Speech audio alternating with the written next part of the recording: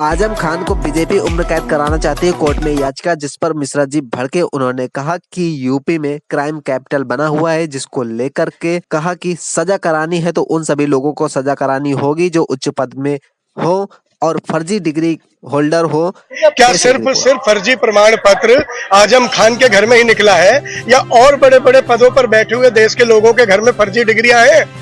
किन किन ने परेशानी की बात करेंगे? जिनकी वरंद वक्त जहां चुप हो जाएंगे वही राम राज्य का संस्थापक होगा। देश ऐसे नहीं चलता। तो किसी इंडिया के समर्थकों में सिर्फ उनकी बात नहीं कर रहा हूं, मैं तो अंधभक्तों की बात कह रहा हूं जो वो कहते हैं कि 1000 लीटर पेट्रोल भी हो जाएगा, आटा 500 रुपए किलो भी हो जाएगा, तब भी हम ले लेंगे। मैं कहता हूं तुम अपने लिए तो ले लोगे भैया, हमारे घर में भी भरवा के जाओ, हमारी गाड़ियों में भी भरवा के जाओ, हम भी आपके साथ चल लेंगे। अपने अपने लिए जिम्मेदारी क्यों ले रहे हो? हमारी भी लो। देश में महंगाई बढ़ रही है, सिर्फ आपके घर में महंगाई नहीं बढ़ रही है, इसलिए देश की तरफ देखना होगा, एक व्यक्ति विशेष की तरफ नहीं देखना होगा। यूनिवर्सिटी बनाई थी, गरीबों के बच्चे पढ़ते थे। आजम खान साहब ने खुद कहा है कि उसमें उन लोगों को शिक्षाएं दी जाती थी, बेटियों को शिक्षा दी जाती है। अब सरकार को लगता है कि वो भूमाफिया है तो उन्हें किसी तरह से भी नवाजा जा सकता है। अगर शिक्षालय और मंदिर बनाना भूमाफिया का काम होता तो बड़े बड़े आज दिल्ली की सड़कों पे चले जाओ आप, तमाम तरह के मंदिर, तमाम तरह की मस्जिद, तमाम तरह की दरगाहें आज दिल्ली की सड़कों पर है। आप इंडिया गेट के सामने चले जाओ, आप लाल किले के सामने चले जाओ, आप यहाँ पे कस्तूरबा गांधी मार्ग पर चले जाओ, हर जगह गोल चक्कर पे एक ना एक मंदिर, एक ना एक मस्जिद बना हुआ है। ये कब्जा है। इन कब्जाओं को दिल्ली में, देश के दिल में नहीं हटा पा रहे हम, और आजम खान को हम भूमाफिया कह रहे। सोचना होगा।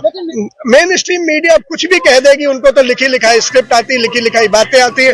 हाँ, कहीं से भी कोई लिख के दे देता, वो बेचारे पढ़ के बोल देते हैं। आज तो उनके चेहरे भी ऐसे नहीं है कि उनके आगे लोग डिबेट में जाएं। वो चेहरे कलंकित हो गए, वो चेहरे चिन्हित हो गए, वो चेहरे चर्चित हो गए, वो चेहरे दागदार हो गए। ये क्यों दागदार हो गए? किसी के वफादार थे या इसीलिए किसी के दागदार हो गए। अब उस मीडिया पर न कोई भरोसा करता है, न कोई यकीन करता है। वो अपने तोते की तरह कट्टियां पढ़ते हैं। ये राष्ट्रीय मुद्दा है। मणिपुर क्या था फिर?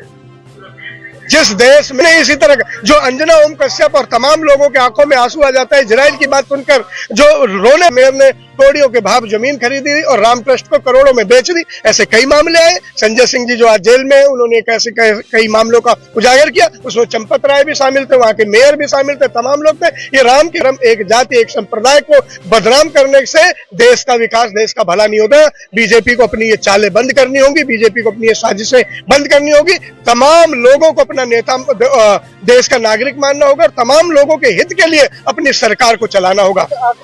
योगी जी क्या क्या कहते हैं, योगी जी के कहने पर मैं नहीं जाऊंगा। योगी जी ने तो बहुत कुछ कहा था, अपराध खत्म हो जाएगा, लेकिन आज एक दिन में 153 छेड़छाड़ के मामले यूपी में हैं।